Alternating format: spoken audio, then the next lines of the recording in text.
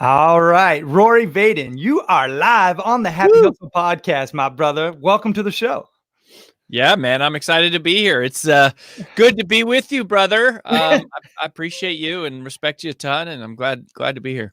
Man, thank you. I appreciate you. And I am stoked for this episode because not only are you a New York Times best-selling author, you're a world-renowned leadership consultant and speaker. You are the co-founder of Brand Builders Group, a multi-million-dollar business, but you're just an awesome, humble dude. And I know you're a happy hustler, and I wanted to share your gifts with the happy hustlers out there listening and watching. So thank you again for being on the show.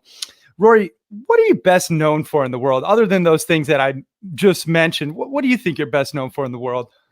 Yeah, I mean, that's an interesting question. I think, Brand Builders Group exists to help mission-driven messengers build and monetize their personal brand. So these days, we teach people how to build a personal brand. That comes from me having done it, so to speak. I have a TED Talk with millions of views, which is about how to multiply time. My first book, Take the Stairs, was a #2 New York Times bestseller.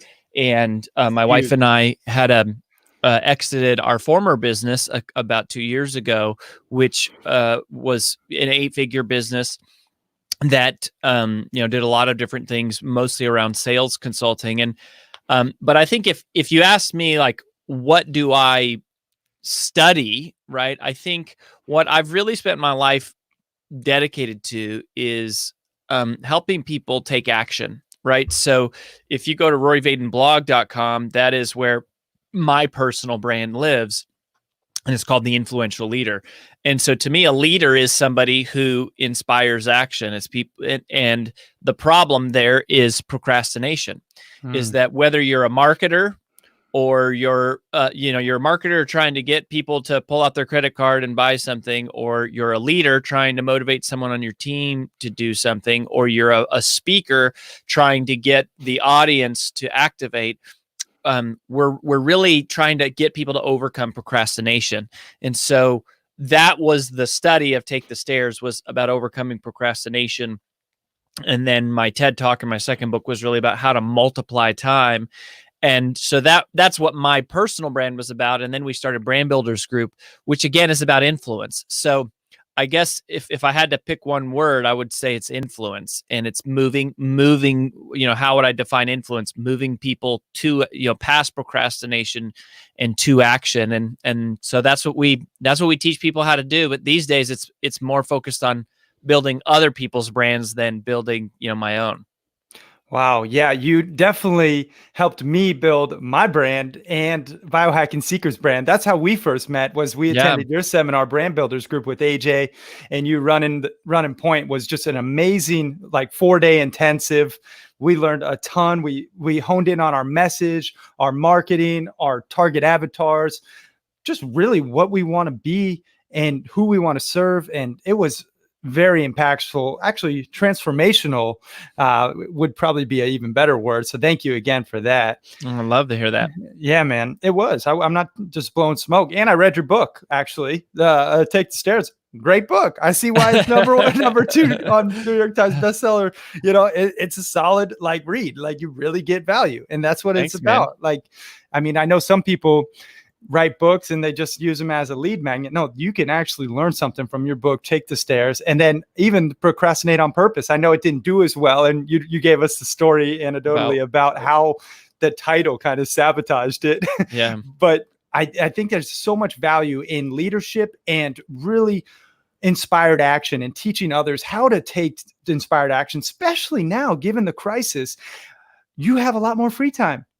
You have a lot more ability to slack off, or you could take inspired action and be deliberate with your time. And that's why I wanted to have Rory on, is because right now, more so than ever, is essential to focus on how you're spending your time and really taking positive strides forward. Rory, how do you push past procrastination, and what are some tangible take-homes that maybe people listening could utilize to actually break through that procrastination wall? Well, yeah, I mean, I think right now, specifically with like all the COVID-19 stuff going on, we will see a split coming out of this. There will be a massive split, and a lot of it will be determined by the choices that people are making right now. I mean, this is the metaphor of take the stairs versus take the escalator. Escalator, the escalator mindset is doing whatever is easy and convenient and comfortable. Well, right now, what's easy, convenient, and comfortable is constantly watching the news and figuring out, how bad it's getting and how horrible it's spreading. And then, binge watching Netflix and complaining about how we don't have work or we can't do this or we can't do that. Whatever it is. But there is an army of people, like our clients at Brand Builders Group, like we are pushing them hard right now that now is the time to be building your personal brand. Now is the time to be doing personal development. The way that we say it is protect, don't panic. Protect your mindset. Like don't get into that panic mindset.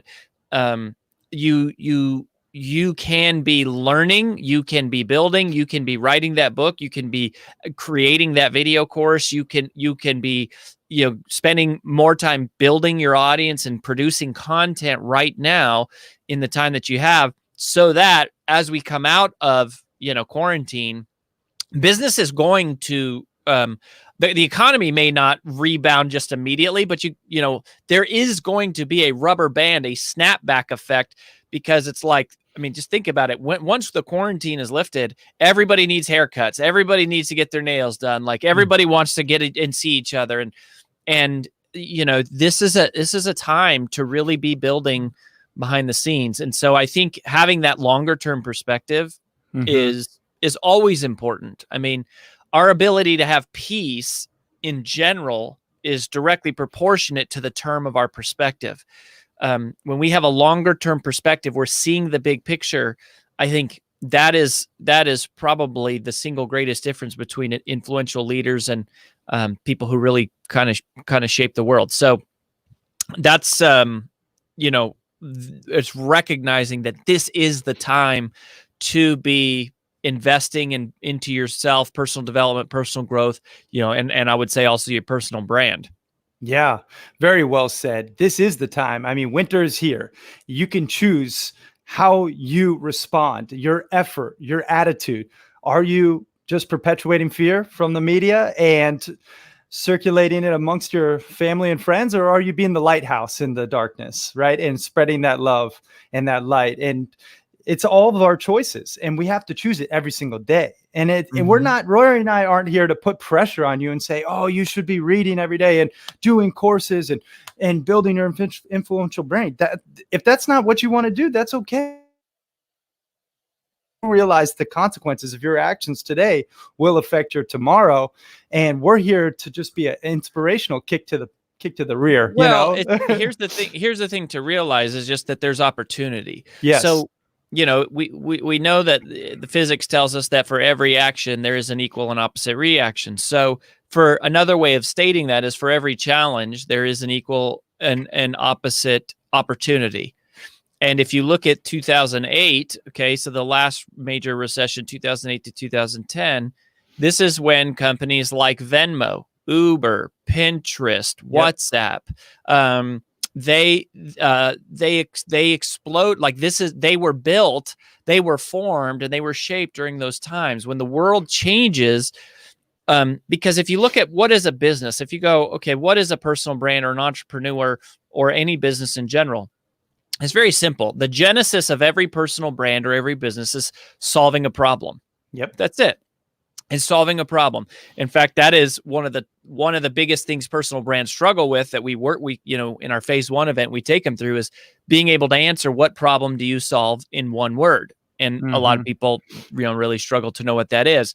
But when things shift and when things change, like what's happening in the world, just like now everybody's at home, there's a new set of problems that emerge. And anytime there's a new set of problems, there is massive opportunity because the way the problem was solved previously is no longer viable. Yep. There is a disruption, but there is a new problem that exists, which means there is a new opportunity that exists, which means there's a new business that can exist, which means that there is new money to be made, which means that then that is why there are more millionaires made in the down economies than any other time, is because when things are great, people have fewer problems. There are good solutions to the existing problems. But once things disrupt and they change and they shake and they get moved around, there's a whole new set of problems that emerge. And, a lot of people are stunned and they're sitting back in shock. But the entrepreneurs and the builders, and that call them the happy hustlers, they're going, what problem exists in the world that I can solve? How can I be useful? Who can I help? And when you take on that mentality, that that is where the millions are to be made. Yeah.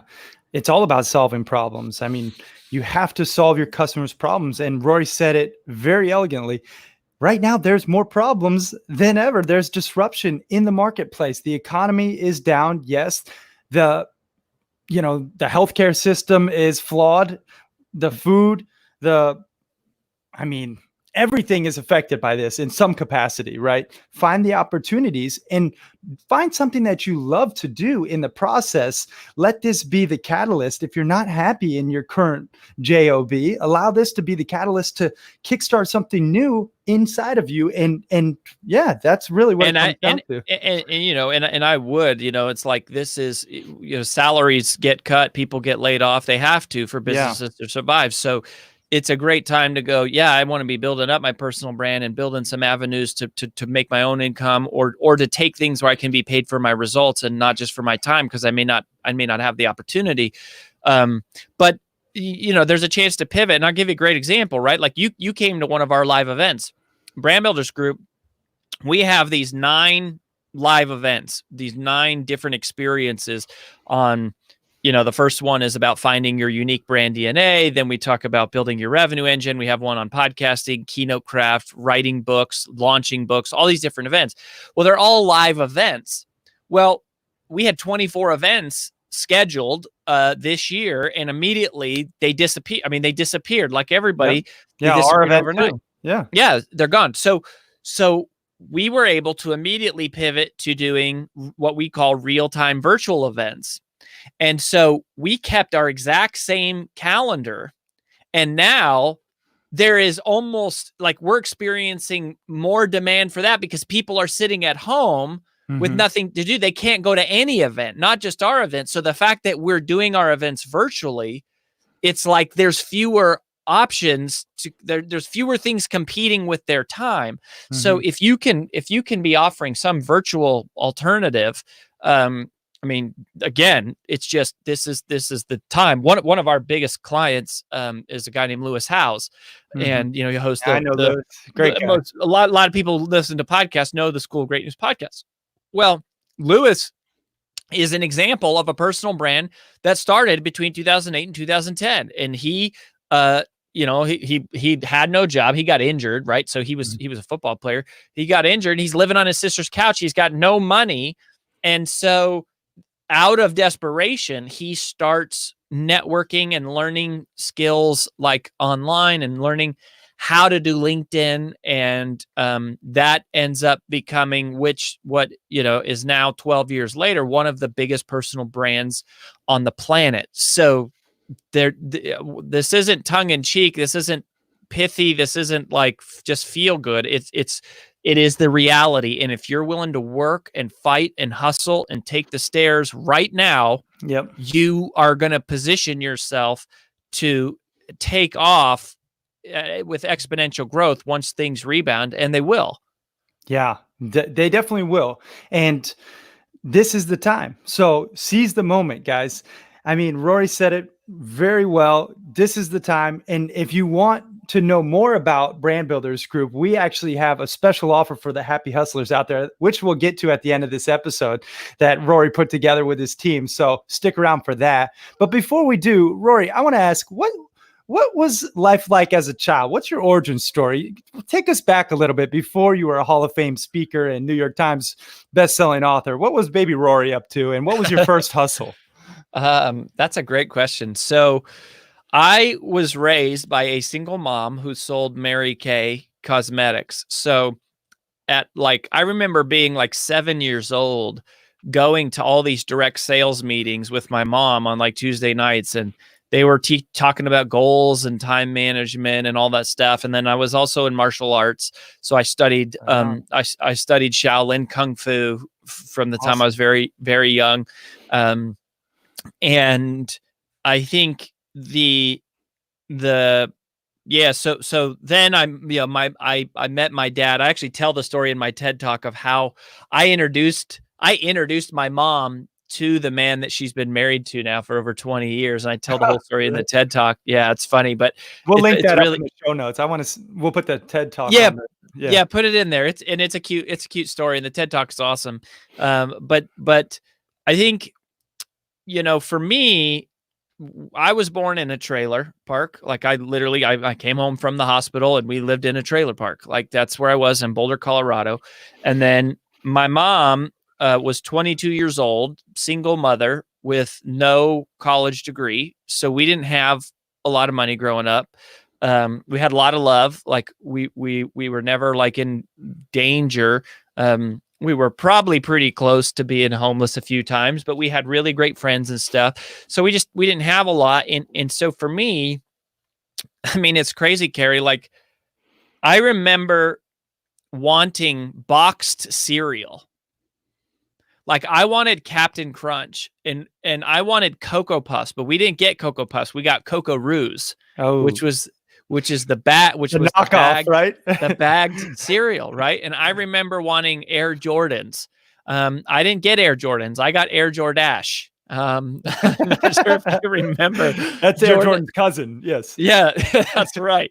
A distant cousin. And so, as a kid, I think to me, I was fascinated and curious about why do some people have all of these things? Why do some people have money and influence and success, and then why do other people not? And so I think that started at a young age. I was super curious. I was involved in student council, and I was, I went to conferences and would listen to speakers. And I mean, I was in high school when I decided I wanted to be a professional speaker for a living, because we hired some guy to come in and speak and paid him like $1,000. And in high school, I was like, you got to be freaking kidding me. This guy gets $1,000 to come tell jokes for an hour. Like, I want this job. Like, this is what I want to do. And, and I got my first paid speaking engagement when I was, I want to say like 20, I must have been like 20. Well, I got my first paid engagement when I was 17. I got like $50. But when I was 22, I got $500 for a gig. And, that was a part of how I started my career. Well, I've always been curious about that, because it breaks my heart to go, why is there this disparity in the world? Mm-hmm. And what I realized is that ultimately discipline is how anyone can break free of poverty. It is the ability to take the stairs, to do the things that other people aren't willing to do, that can create that it is what creates the opportunity. Now, some people will have money without discipline because they'll inherit it, right? Or they'll step into a situation, but usually that doesn't last and it disappears after a generation or two. The reality is you have to fight, you have to hustle, you have to take the stairs, and it's not necessarily the same thing as hard work. So it's discipline, because you can work hard at the wrong thing and it makes no difference. Mm-hmm. Like you have to do the thing that you should be doing when you don't feel like doing. And often it's like doing the thing that other people aren't willing to do. It's, no different than if you want Cary Jack abs, you're going to have to do a bunch of things that most people don't do. And you're going to have to not do a bunch of things that people often do. And that is discipline is the great equalizer. It is what creates the level playing field. It is where, one of the things that we say in Take the Stairs is success is never owned, success is rented. and the rent is due every day. Success is never owned, success is rented, and the rent is due every day. The beautiful thing about success and the terrifying thing about success is success doesn't give a crap who you were yesterday. If you were the most successful person ever, but you make stupid decisions today, success doesn't care. Ask Tiger Woods or ask Bill Cosby or ask any of the network executives who've blown stuff up or done stupid stuff either personally, but then if you start making good decisions, I think Tiger Woods is a great example of this, right? Is you can rebound. Yep. Right. So it doesn't matter who you were yesterday. Who you were yesterday has nothing to do with the choices and decisions that you make today. And the success that you experience tomorrow has everything to do with what decision you make right here and now. Yep. Now, the position that you're in now is based upon the choices that you made yesterday. But it's like compounding interest. Good decisions compound the way that invested money compounds. Mm-hmm. And the younger, the sooner you start making good decisions, it's just like the sooner you start investing money, it compounds. And people look at me, just as an example, the industry or the personal brand thing, right? Is people say, well, Rory, you're so young in age time. Like I'm 37. And, so I became one of the youngest people ever. I think technically the second youngest person ever to be inducted into the Professional Speaking Hall of Fame last year. Well, congratulations. That's amazing. Thank you. Yeah. So it's an awesome thing, right? Like I am young. I'm young in age time, but here's the thing. I've been on stage since I was 17 years old. Mm-hmm. So it took me 20 years, just like it takes everyone else who makes the Hall of Fame 20 years. Like you just started early. I actually didn't do it any faster really than most people, but I started earlier. And so, I'm always looking at, this is one reason why I love you, brother, and Anthony, because I'm always looking, I'm not looking at people as who they are today. I'm looking at the trajectory the person is on. Right. And so, of course it would be intimidating, or, kind of you might think of it as intimidating to meet Bill Gates or somebody who's like an uber wealthy, mega billionaire. But to me, in my eyes, I go, well, who was Bill Gates when he was 35? Like, who was he when he was 35? Mm-hmm. Right. There's people in your life that do there's people who podcast right now that are on that trajectory that you have the opportunity to learn from and surround yourself with. And that's what you should be watching is look at a person's trajectory. And most importantly, look at your own trajectory and say, are the decisions that I'm making right now, are they compounding in a good way? Are they going to lead me to exponential growth? Or am I sitting around watching what the average American watches 27 hours a week of television, and I'm, totally freaking out, and I'm binging Netflix, and I'm playing video games all day? It's not that it's not that those things are bad or wrong. It's just that you got to look at the trajectory of where does that lead you, and that's how you got to make decisions. Yeah, I mean, there was value bombs galore to unpack in that whole monologue. That was a rant. You're gonna have a rant. Yeah, but it was a great rant. And I received that, and I really do appreciate you, man. And it is important to identify your trajectory right now, guys listening. Think about where you're headed. Are your actions compounding positively over time, or are they negatively going to compound? Foods? Are you not exercising and getting a sweat on regularly? That compounds over time. Are you not reading personal development books or listening to inspiring people on podcasts? All these little actions add up over time. So very well said. Rory, I want to get into some happy hustle hacks for the listeners. Let's talk about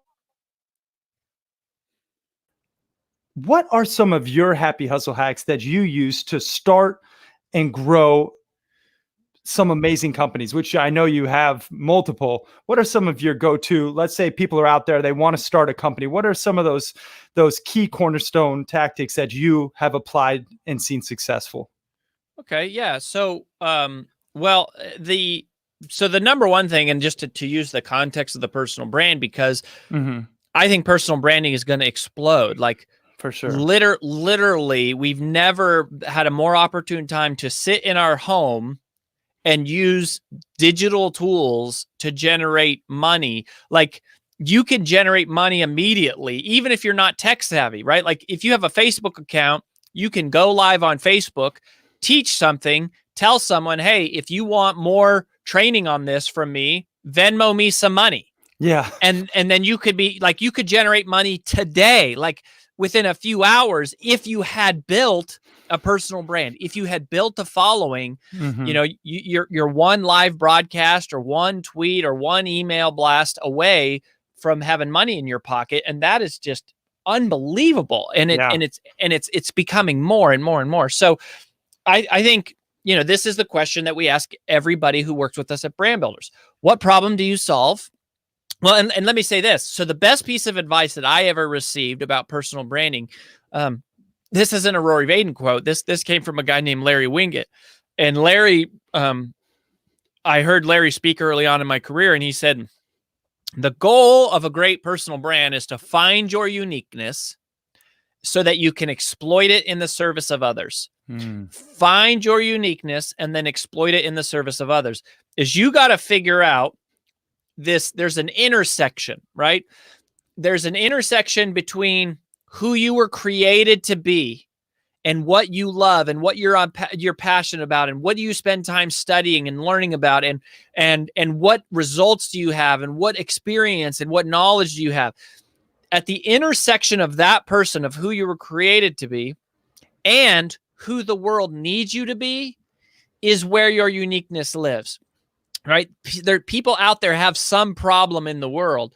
The way that we say it, Cary, is we say, look, if you'll know that you're a fit for Brand Builders Group, like as a client, because we, you know, when we say we serve mission-driven messengers, like our perfect clients are the people who literally feel a tug on their heart, a calling.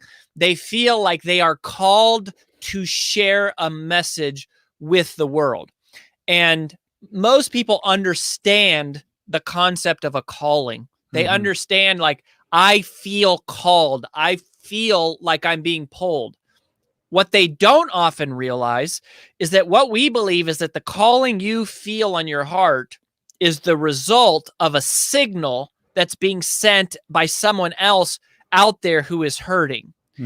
That there is somebody out there right now who is struggling and begging and perhaps on their hands and knees praying for the answers to problems that you know like the back of your hand, because you've spent your life studying it and going through it and learning it and researching it. And when you get present to that idea, like when you just sit and rest with the idea that there is somebody out there who is seeking you, and you go, I have no choice but to create. And so you have to be asking, you know, and that's why, so at our phase one experiences, these 6 questions we take people through to help them reconcile who the world, like who they were designed to be with who the world needs them to be. And at the intersection of those is where the uniqueness lives. So that is what I would spend my time doing, is taking an inventory, of what problem do you solve? What are you passionate? What are you passionate about? What have you researched? What have you learned? What have you experienced?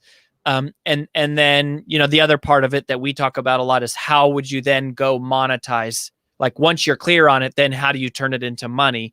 And there's only really 5 ways to do that. There's only 5 ways to really turn a personal brand into dollars. So get clear on that. Yeah, for sure. You got to find your uniqueness. And I want to respect your time, Rory.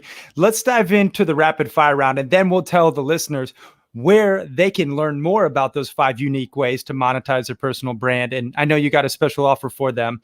So this is the rapid fire round. First thing that comes to mind. Are you ready? I'm ready. Favorite movie? Go. Oh, easy one. I'm flanking on the name. Hold on. Greatest Showman. Okay. Favorite food? Enchiladas. Favorite book? Bible. What's your spirit animal?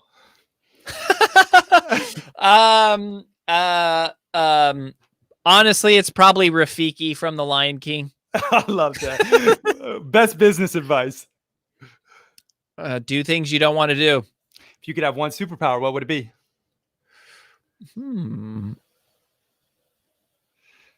Probably to read faster. Oh, that's a good one. 3 things that you're most grateful for. Well, the obvious ones, right? I'm grateful for God. I'm grateful for my wife and my kids. Separate from those things, like the which are truly my priorities. I would say I'm so grateful for our team. Mm-hmm. I am so grateful for our clients. And I am so grateful for, I would just say, the tools of the modern world, internet, podcasting, cell phones, like this camera equipment, like the fact that you can just, like, I'm quarantined in my house right now. Yeah. And I've got all of the things that I need to, like, make a difference in the world. I'm so grateful for that. Yes, very well said. One word you wish to be synonymous with your name for the rest of your life. Influence. Love it. Rory, where can people go to find out more about you? And let's talk about that special offer you have for them. Yeah. So first of all, I would say go to roryvadenblog.com. That is where we just relaunched my personal brand. So 2 years ago, we my wife and I exited our former business. And so I've been rebuilding my personal brand, and we just relaunched. So now we're doing videos every single week. And if you go to roryvadenblog.com, that's the place to stay connected. But also, if you're specifically interested in learning about building a personal brand, what our team is willing to do a free call for you. Yeah. So if you go to freecall.roryvaden.com, go to freecall.roryvaden.com. And if you're serious about, I really want to build my personal brand, we'll do the first call with you for free. We'll introduce you to something we call the brand DNA Helix. And then we have something called the brand builder journey, which, is a high level picture of how does it work? How do you become a multi 6-figure, 7-figure, 8-figure entrepreneur built around a message? We'll share the whole picture with you. And you can do that at freecall.roryvaden.com. Amazing. Guys, take Rory up on that offer. If you're serious about building your personal brand, there's no one better in the market to learn from. Thank you, Rory, so much for sharing your love and light with the happy hustlers out there. Last question. What does happy hustling mean to you? Man, I think that when you can learn to fall in love with the daily grind, you have created the power to do anything in your life, because you're always going to enjoy the easy parts. The real challenge is, can you learn to fall in love with the take the stairs parts, the things that other people aren't willing to do? And if you can learn to fall in love, if you're a parent, right? Like I got 2 kids under 3, like when you can learn to fall in love with changing diapers and getting up at 3 a.m. and those precious moments where you're holding your baby and you're exhausted, but it's like, it's you and your baby and there's nothing else in the world. Like when you can shift your perspective to fall in love with the daily grind, that is happy hustling. Wow. Boom. Mic drop. Love it. Thank you, Rory, so much for your time. All right. I love you, brother. All the best. Much love.